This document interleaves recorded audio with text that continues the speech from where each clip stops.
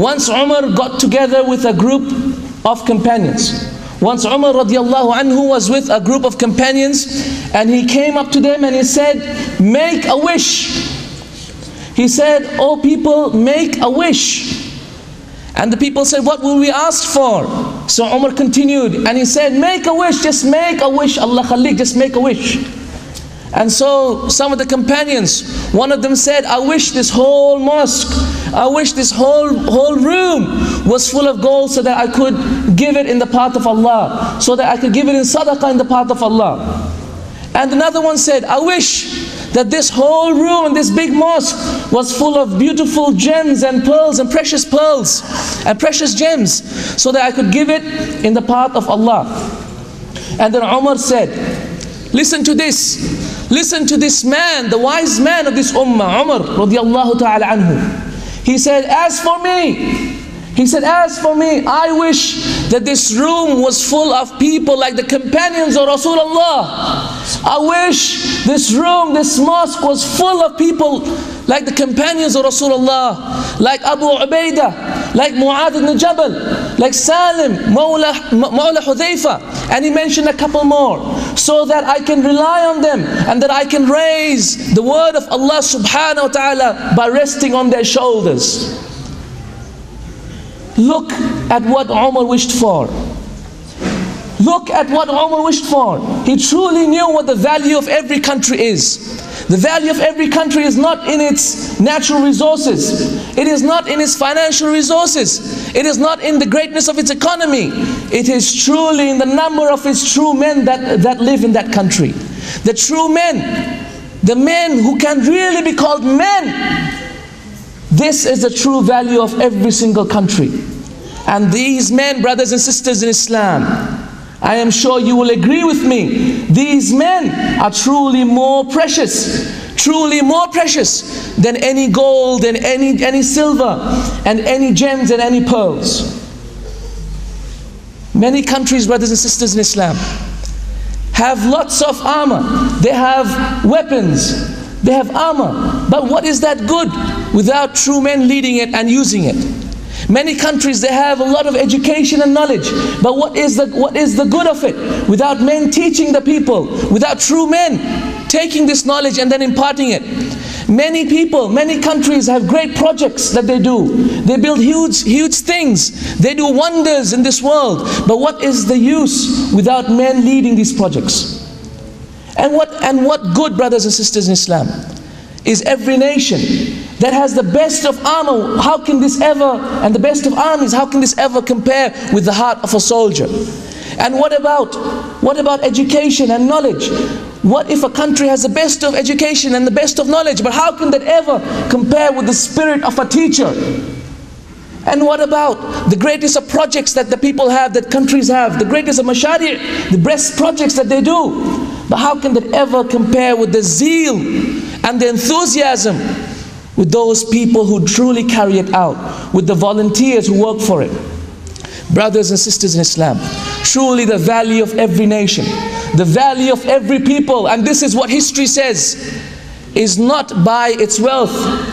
MashaAllah, the Muslims had great wealth, but that was not the reason why they were so great. The reason, brothers and sisters, why they were so great was because they had men who could move mountains. They had men who could cut through the sea. They had men for which the windows and the doors of the sky would open up for them. And subhanallah, it is for this reason. It is for this reason why there is an authentic and beautiful hadith in the Sahih of Bukhari radiyallahu ta'ala anhu. May Allah be pleased with Imam Bukhari. And this hadith is in the chapter of Janazah. In the chapter of Janazah.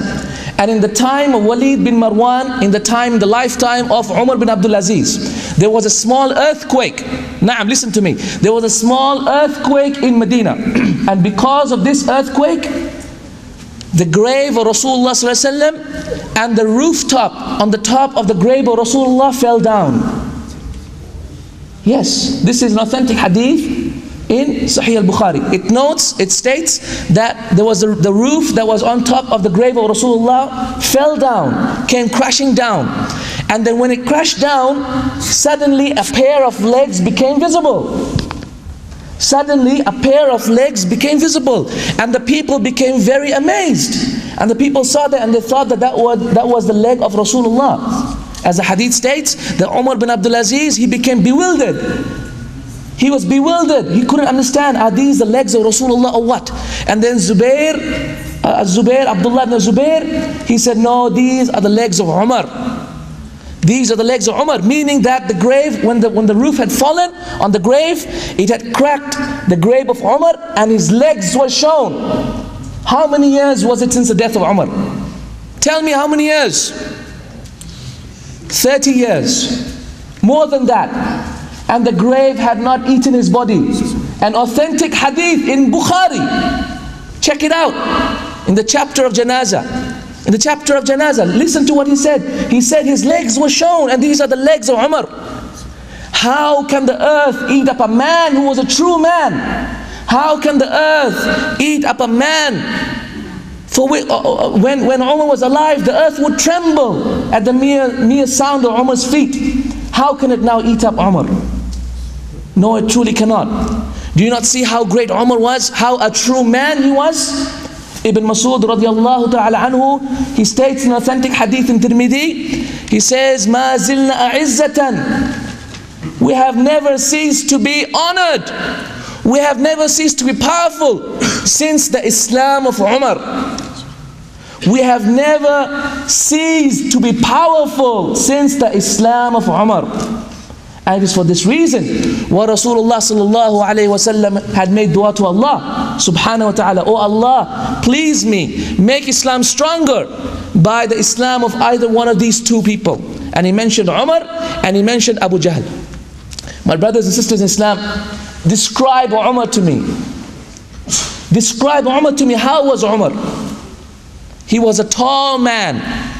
The companions say that he was a tall man until when if he would walk between the people, you could see him because he was so tall.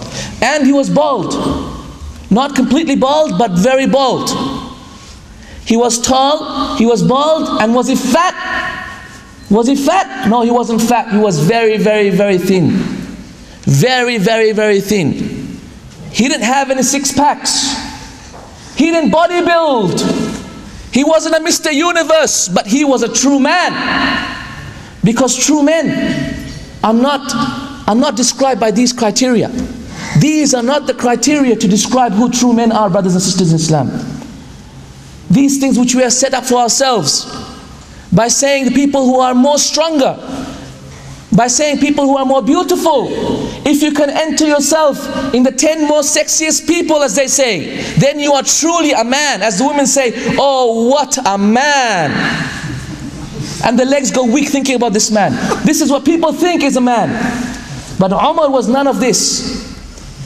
The women would run away when Umar would come. They wouldn't say, oh, what a man. They would run away. Isn't that true? Subhanallah, they would run away. And the shaitan would run away. The Imam al-Mufsideen, the Imam of the fitna causes, shaitan himself would run away and take a different path. Such was Umar, a true man. A true man. And don't you remember how Umar, when he had accepted Islam, what did he do? He had a shower. Then he prayed. Then he went to the Kaaba and he made tawaf. And he said, if there is anyone amongst you, he said in a narration reported by Ibn al-Athir in his book, he mentioned that Umar said, if there is anyone amongst you, if there's anyone amongst you who wants to make his mother cry, who wants to orphan his child, who wants to widow his wife, then let him follow me behind this valley. Follow me if you would, if you dare. This is Umar.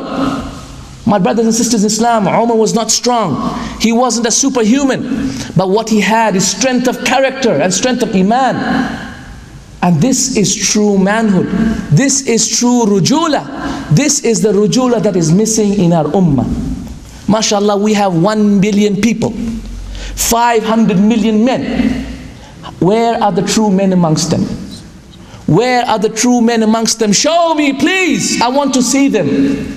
Because looking at them is ibadah. Speaking to them is ibadah. Being in their presence is ibadah to Allah. Because truly this religion has not been sent except upon the shoulders of men like Umar and his example.